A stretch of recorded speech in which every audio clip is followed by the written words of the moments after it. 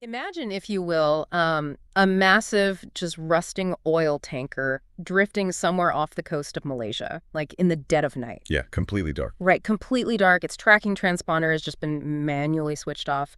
So to the global monitoring systems that, keep the ocean safe, it is completely invisible. If you were floating in a boat next to it, you'd just see this hulking, deteriorating ship.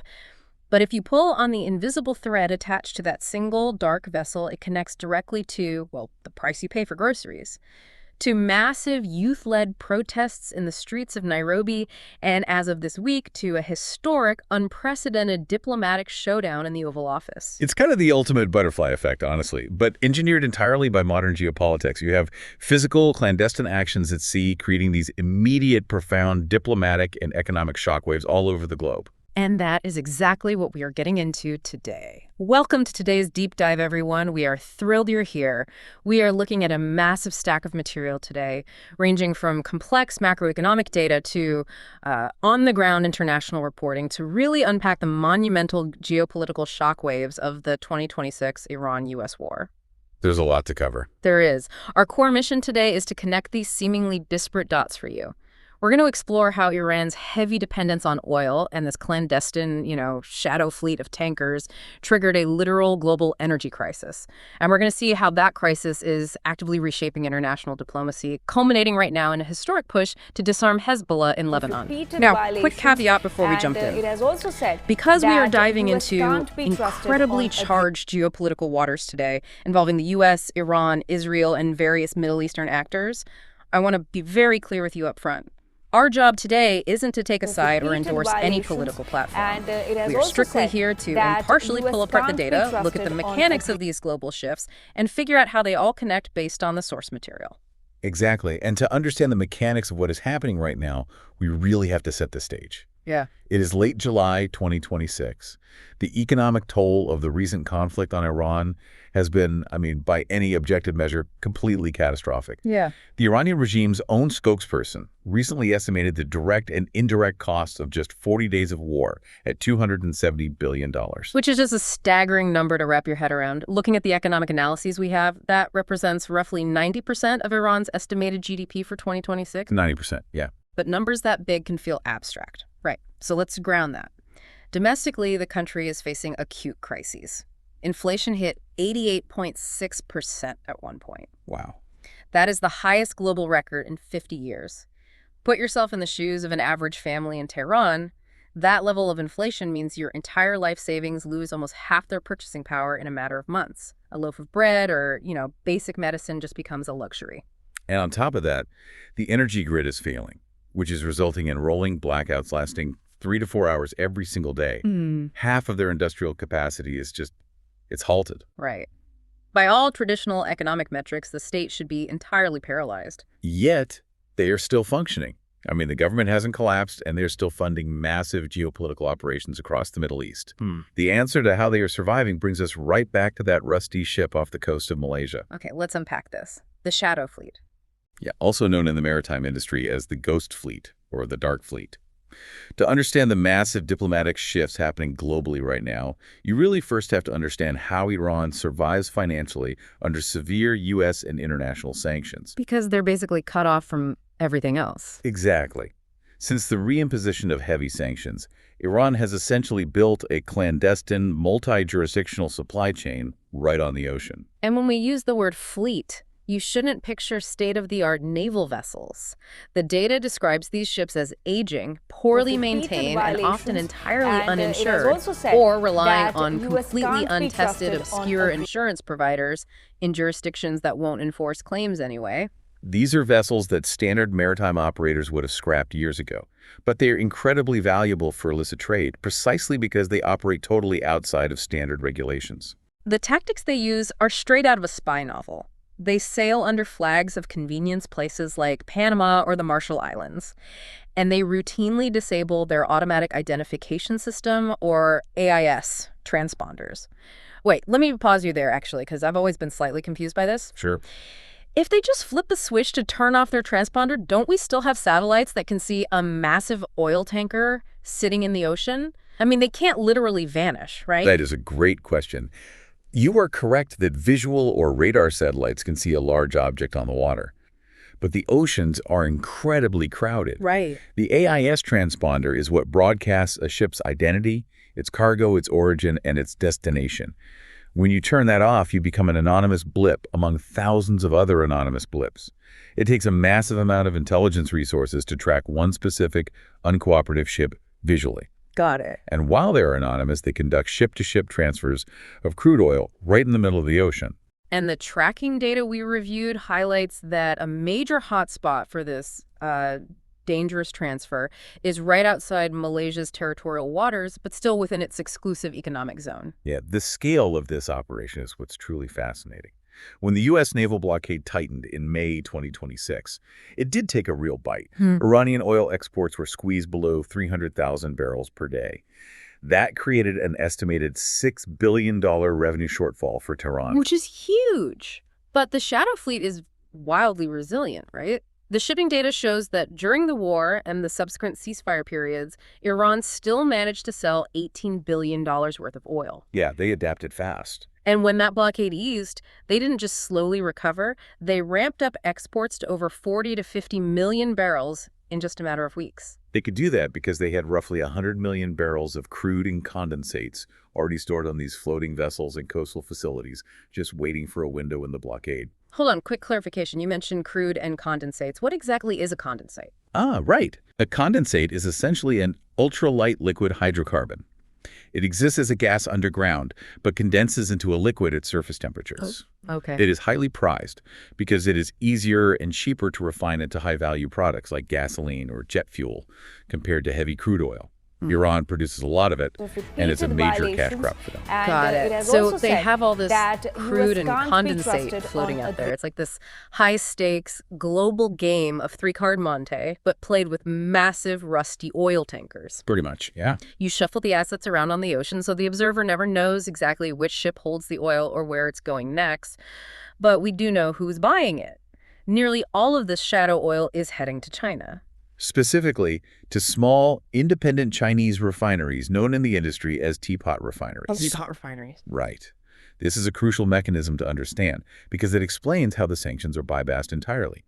These teapot refineries operate almost completely outside the traditional U.S.-dominated global financial system. Just to clarify for anyone who doesn't, track global finance daily, when we talk about the traditional financial system, we are usually talking about things like SWIFT, right? Exactly. SWIFT is essentially the secure messaging system that banks use to send money across international borders. Because it is heavily monitored and influenced by the United States, being cut off from SWIFT usually means total economic isolation for a country. Now, you are saying these teapot refineries are bypassing it entirely. Yes, they aren't using SWIFT, and they aren't trading in U.S. dollars in a way that Washington can easily track or penalize. Iran bypasses the sanctions by offering this oil to the teapots at a steep discount compared to other Gulf states. The buyers get incredibly cheap crude, and Iran gets a vital financial lifeline. So how do they actually pay for it without SWIFT? To pay for it, they use a shadow banking network. This involves small regional banks, local currency exchanges, barter systems, and just endless front companies to launder the funds. Traditional U.S. sanctions are incredibly difficult to enforce when the entities involved have literally zero touch points with the U.S. financial system.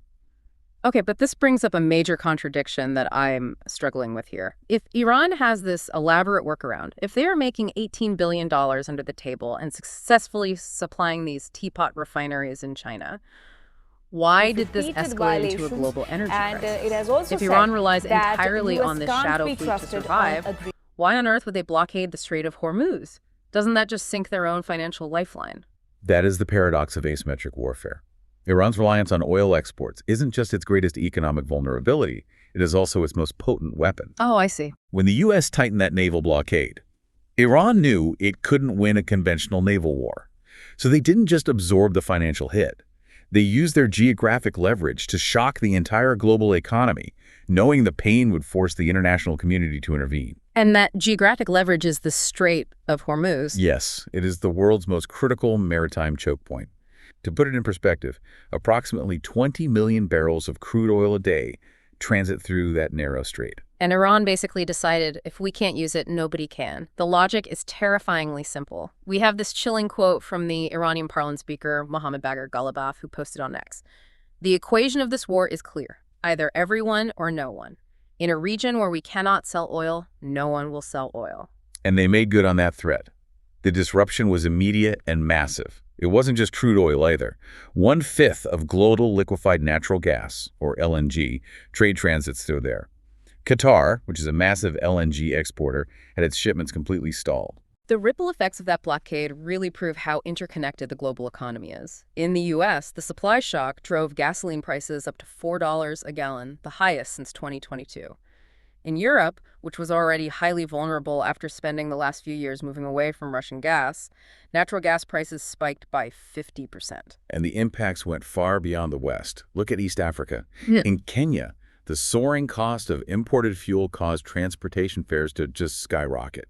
The local matatas and bodabodas, the minibuses and motorcycle taxis that regular people rely on every single day, hiked their rates by 25%. Imagine living in Nairobi, trying to get to a job that barely pays the bills, and suddenly you literally cannot afford the bus fare to get to work because of a naval standoff thousands of miles away. That cost of living spike directly fueled massive Gen Z-led protests in the streets of Kenya. It is incredible. You have fuel shortages in one hemisphere dictating domestic unrest and foreign policy in another. Right. And if we connect this to the bigger picture, this energy shock forced the hands of diplomats worldwide. The U.S., facing skyrocketing inflation and deeply frustrated voters at the pump, actually had to issue temporary waivers to let some Iranian oil flow just to stabilize global prices. While simultaneously, the U.S. and the U.K. were scrambling to form a military coalition to forcibly reopen the strait. Exactly. And China, whose economy relies heavily on that cheap oil flowing to those teapot refineries, suddenly stepped out of the shadows and began actively pushing for an end to the war. The crisis proved a fundamental reality of modern geopolitics. Military force alone couldn't solve the issue. It required diplomatic pressure, and that pressure was ultimately fueled by sheer economic desperation. And nowhere was that desperation felt more acutely than among Iran's proxy networks. This is where the story shifts from the oceans back to the land. Because despite the fact that regular Iranian citizens are enduring 3 to 4 hour daily blackouts and 88% inflation, the regime kept funneling vast sums of money to its proxies. The data shows Iran paid Hezbollah in Lebanon $1 billion in just 10 months. Which tells you everything you need to know about Iran's strategic priorities. But the immense cost of the war and the extreme volatility of that shadow fleet revenue severely strained Iran's ability to project power. The financial lifeline was choking, and that opened a historic, unprecedented window of opportunity in Lebanon. Let's talk about Lebanon, because the shift happening there right now is seismic. Hezbollah, historically one of the most powerful and heavily armed non-state actors in the world, is suddenly incredibly vulnerable. Oh, absolutely. They've suffered a compounding series of disastrous setbacks. First, you have the devastating toll of the 2024 Lebanon war with Israel. Then, you have the assassination of their longtime, highly influential leader, Hassan Nasrallah. And crucially, you have the fall of their key regional ally, Bashar al-Assad, in Syria. Hezbollah is historically weak, both militarily and politically. Can we pause on Assad for a second? Why does a regime falling in Syria matter so much to a group operating in Lebanon? Well, the fall of Assad is actually the fatal blow here. Syria was the physical land bridge, the logistical highway that Iran used to smuggle weapons, missiles, and cash into Lebanon. Without Assad controlling Syria and allowing that illicit transit, Hezbollah is essentially cut off from its supply chain. They are stranded. That makes total sense. They've lost their supply line, which paved the way for something that would have been unthinkable just a few years ago. In August 2025, the Lebanese government, backed by a U.S. plan, actually voted to approve the disarmament of Hezbollah. They approved what's called the Homeland Shield Plan. Right, and the core objective of this plan is fundamental to any functioning nation, ensuring that only the state has a monopoly on weapons. The Lebanese Armed Forces, the LAF, were officially tasked with disarming all militias, with a specific focus on seizing Hezbollah's arsenal. But you can't just pass a law and expect a heavily armed militia to politely hand over their rockets, right? The internal friction has been explosive. Hezbollah and Amal-affiliated ministers staged a massive walkout from the cabinet in protest. The new leader of Hezbollah, named Qasem, went on television, declared the disarmament agreement completely void, and openly warned of a return to civil war. Thousands of Hezbollah supporters flooded the southern suburbs of Beirut in protest. Yeah, you have a fragile state apparatus trying to assert sovereignty over an organization that has essentially operated as a state within a state for decades. Just put yourself in the shoes of someone living in Beirut right now. It is like living in an apartment building where your neighbor is hoarding dynamite and the building manager just handed them an eviction notice. You are balancing this incredible historic hope for lasting peace and state sovereignty against the terrifying, very real threat that your country could plunge back into a bloody civil war tomorrow. It's an incredibly tense situation. Like, how does a government, especially one in Lebanon's precarious financial state, actually enforce a disarmament order against a group that has $1 billion backing from Iran? Well, the short answer is they can't do it alone. Recognizing that internal decrees aren't enough to physically disarm Hezbollah or to remove the Israeli troops that are currently occupying parts of southern Lebanon, Lebanon's leadership has decided to take this crisis to the absolute highest level of the global stage. Which brings us to the diplomatic endgame happening literally this week. On Tuesday, Lebanese President Joseph Aoun is visiting the White House to meet with President Donald Trump. This is a monumental meeting, and Aoun's background is critical here. He is a Maronite Christian, which aligns with Lebanon's sectarian power-sharing system for the presidency. Wait, let's explain that power-sharing system briefly because it's so unique. How does that actually work mechanically? Sure. So, following their 15-year civil war, Lebanon established the Taif Agreement to maintain peace among its religious groups. It mechanically distributes power. The president must always be a Maronite Christian, the prime minister a Sunni Muslim, and the speaker of parliament a Shia Muslim. Oh, I see. It was designed to keep any one faction from dominating, which is exactly why Hezbollah's independent, heavily armed status outside the state's control has always deeply fractured the country. Thank you. That context is vital.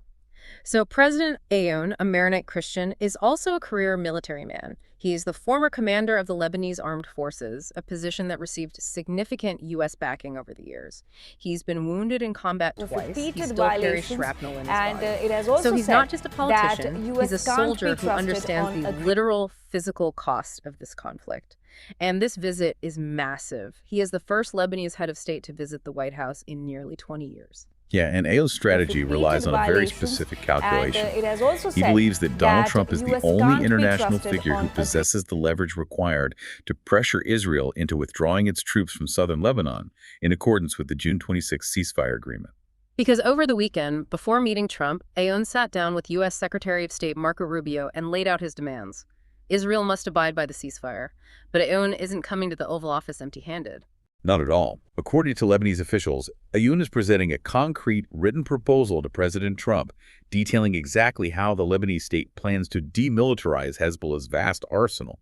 He is essentially offering a roadmap to remove the massive security threat Hezbollah poses to Israel, but he needs the U.S. to force Israel's hand to leave Lebanese territory in exchange. Here's where it gets really interesting, though. We have this grand plan for peace brokered by the U.S., but the reporting we reviewed, specifically from Axios, throws a lot of cold water on this. Yeah, this raises an important question. Can a U.S.-brokered peace framework actually hold in a region where so many different actors have veto power through violence? I mean, even the architects of this deal acknowledge that this vision of peace may never fully materialize. And the reason why is that there's a massive contradiction happening behind the scenes. While the U.S. is publicly brokering this disarmament deal with Lebanon, they've also been having separate back-channel understandings with Iran and Switzerland. And those Swiss understandings supposedly guarantee the territorial integrity of Lebanon, which Iran argues is being violated by the Israeli occupation, while Iran simultaneously tries to protect Hezbollah's status quo. It is like trying to play a massive geopolitical game of Jenga. That's exactly it. The U.S. is trying to squeeze Iran economically through sanctions on the shadow fleet. At the same time, they are negotiating with them in Switzerland. Meanwhile, they are backing the Lebanese army to disarm Iran's primary proxy, Hezbollah, while also trying to manage Israel's military actions. Pulling out any single bloc like forcing Hezbollah to hand over its weapons threatens to collapse the entire tower of U.S.-Iran relations. It is dizzying, but it perfectly illustrates the core mission of our deep dive today. We started by looking at rusty, uninsured oil tankers hiding off the coast of Malaysia.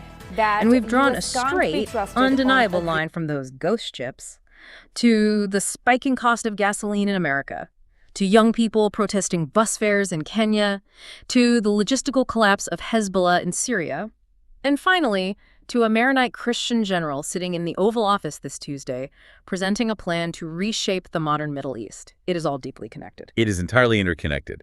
And as we consider these massive diplomatic maneuvers and geopolitical games of Jenga, I want to leave you with one final thought, a variable that isn't being discussed in the Oval Office or in Switzerland, but that poses a catastrophic risk to all of us. Let's hear it. Think back to the physical state of that shadow fleet we discussed at the very beginning. We're talking about hundreds of aging, deteriorating, uninsured oil tankers. They are actively dodging tracking systems, sailing blind in highly militarized, congested waters just to avoid sanctions. What total recipe for disaster. Absolutely. What happens when, not if, but when, one of these ghost ships inevitably collides or runs aground or simply breaks apart from poor maintenance, causing a massive environmental disaster? Imagine millions of barrels of crude oil spilling into the ocean. Because they operate entirely in the shadows, there is no legitimate insurance company to cover the damages, and certainly no state willing to step up and take responsibility for an illicit cargo. Wow. Wait, so who pays for the cleanup? The coastal nations where the spill happens will be left holding the bill for billions of dollars in environmental damage, while the owners simply vanish into their shell companies. The next great geopolitical crisis might not be a missile strike or a border dispute. It might just be an ecological catastrophe hiding in plain sight, entirely uninsurable and unclaimed. That is a haunting thought to end on. The true cost of this shadow economy might ultimately be paid by the environment. Thank you for joining us on this deep dive. Keep questioning the headlines, keep following the money, and keep connecting the dots. We'll see you next time.